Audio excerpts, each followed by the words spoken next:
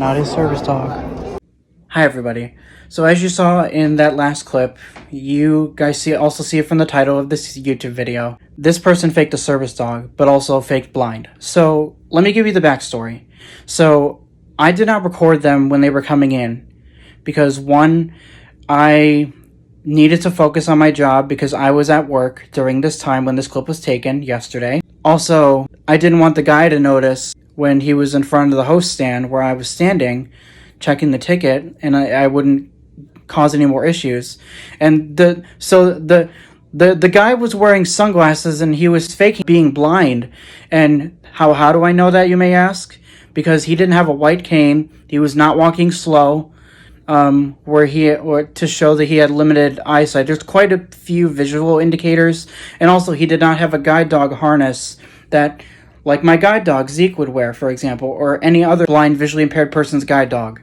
Because he showed his phone with the QR code perfectly fine, and when I checked his ticket and I saw his theater number and directed him, but before I checked his ticket, his dog, I can tell, was sniffing out Zeke, and Zeke was right behind the host stand at my feet like usual, laying down, set at a downstay or a settle, and the dog jumped up on the counter, not aggressively, but jumped up on his front paws, and the guy didn't do anything to correct his dog. He did a slight correction, but not proper. That is inappropriate behavior. Service dogs should never jump, bark, growl, or pull to sniff stuff. They need to be focused on the handler and not anybody else or any other dog.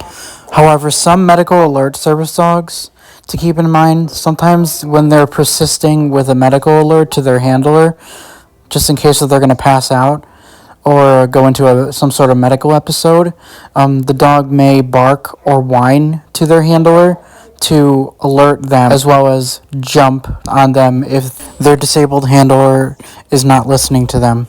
And I did not appreciate it, but I did not say anything because I had to stay professional. After I checked the guy's ticket, the guy's dog tried to pull in so he can sniff or say hi to Zeke. He was not barking, not whining, none of that. Just pulling to say hi or sniff or whatever. And I asked the guy, "Is that a service dog and what task is it trained to perform?" And he said golden. And that was another red flag. That was a BS answer. And I was like, okay. And he just walked away. And I immediately radioed a manager, and one of the managers came out and said that they'll handle it. Unfortunately, because it was Christmas Day and it was in the evening, we were all too busy. So I took matters into my own hands and showed you guys the clip that I just did. I recorded them so that way if they ever come back, we can kick them out, because he just broke a lot of laws. It's either a misdemeanor or a felony, depending on the state. And it's another reminder to everybody that do not fake a service dog. Leave your pets at home. And it is a public safety issue that I'm going to keep addressing, as well as many other service dog users, until there is actual change, because we can't just keep passing this off. Also, to people that stumble across this video in the comment section, you do not have a right to tell me that us service dog handlers are being dramatic. We are not. You do not understand the gravity that we have to fear, unfortunately, due to these issues. Please educate yourself before you hate on us. We are sick of fighting for our rights to exist and being invalidated by ignorant people in society. And I will do anything necessary to protect my service dog from harm. And it's not okay. I'm not only worried about mine and my guide dog safety. I'm worried about everybody's safety. Because what if somebody comes in with an aggressive dog and possibly attacks Zeke and I have to force to retire him, or maybe even attack a kid or one of my coworkers, like anybody, you know? One thing I also find pretty funny is that he had no idea I was visually impaired or partially blind. And you guys know I have a service dog sign that says service dog on duty, do not pet or talk to the service dog without asking the owner's permission first. That I got as an accommodation from one of my job coaches after graduating Project Search to make my life easier so people wouldn't constantly pet Zeke.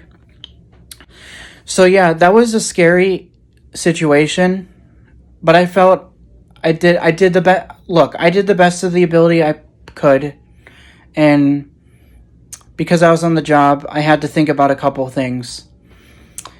compared to if I was in a store. Maybe it'd be a little differently. Know what we're gonna do next time if I'm on my shift again and the guy brings the dog again.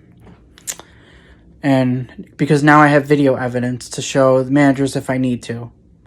And also, just a reminder to everyone, please leave your pets at home.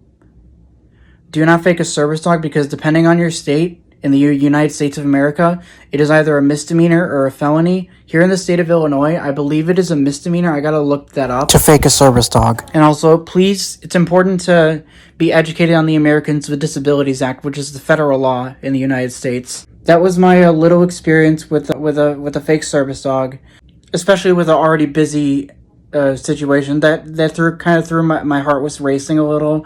My anxiety was kind of through the roof after the guy and his dog went into their theater.